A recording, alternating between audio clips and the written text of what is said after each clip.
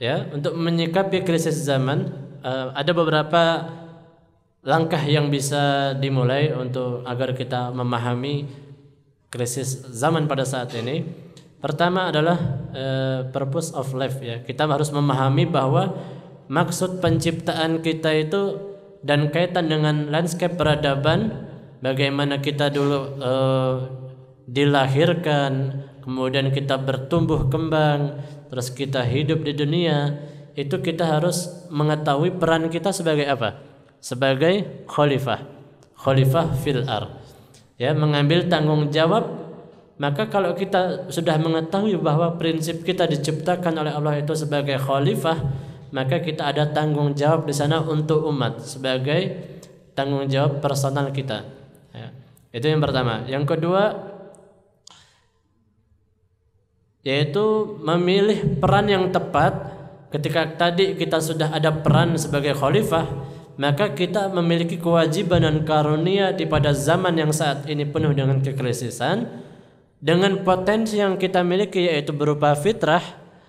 Maka dengan fitrah yang kita miliki itu, maka dimanapun tempat kita dilahirkan, sejatinya kita harus membaca bagaimana perkembangan krisis ini, kok arahnya, sejarahnya kok begini gitu.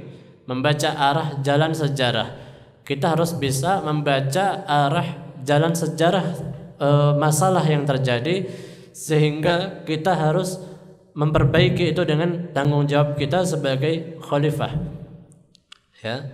Kemudian yang tiga yaitu dengan cara untuk melakukan peran tadi, yaitu dengan meningkatkan kompetisi kita, kemudian inovasi kita dengan cara-cara kita, kemudian mengkomunikasi rasa berani dan rasa penasaran. Kadang orang itu mencegah kemungkaran itu lantaran dia tidak berani. Nah, maka kita harus bisa mengolah rasa keberanian itu, ditempatkan di tempat yang sesuai, gitu, ya.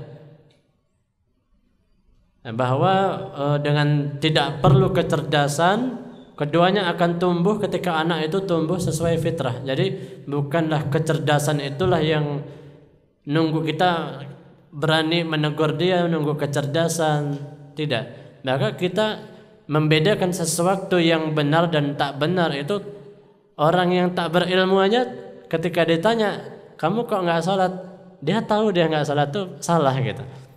Nah, tapi dia tahu itu, artinya fitrahnya itulah yang bisa membedakan, oh ini salah, oh ini benar, gitu. Karena itu fitrah itu memang ilham dari Allah Subhanahu Wa Taala. Kemudian banyak bersyukur atas fitrah dengan kita meningkatkan fitrah, mendidik fitrah kita itu kepada jalan yang benar, kepada kebaikan. Kemudian memfokuskannya kepada cahaya anak dan ia melebar.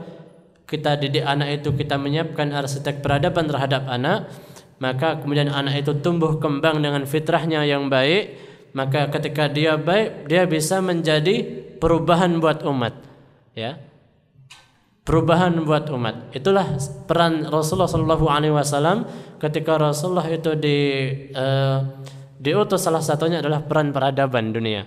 Maka sejatinya kita, karena tadi kita memiliki peran khalifah, maka anak-anak kita itulah yang harus kita didik untuk melanjutkan visi peran khalifah.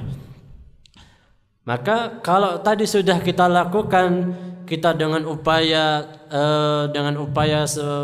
kemampuan kita, dengan potensi kita untuk melarang segala kemungkaran dan perbuatan keji, maka kalau sudah kita laksanakan, maka kita, kalau perubahan krisis itu tak berubah juga, maka kita sudah berpasrah kepada Allah Subhanahu Wa Taala, begitu.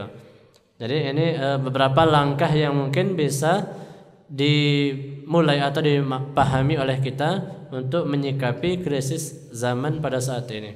Jadi intinya adalah pada krisis ini kita kembali kepada fitrah, ya.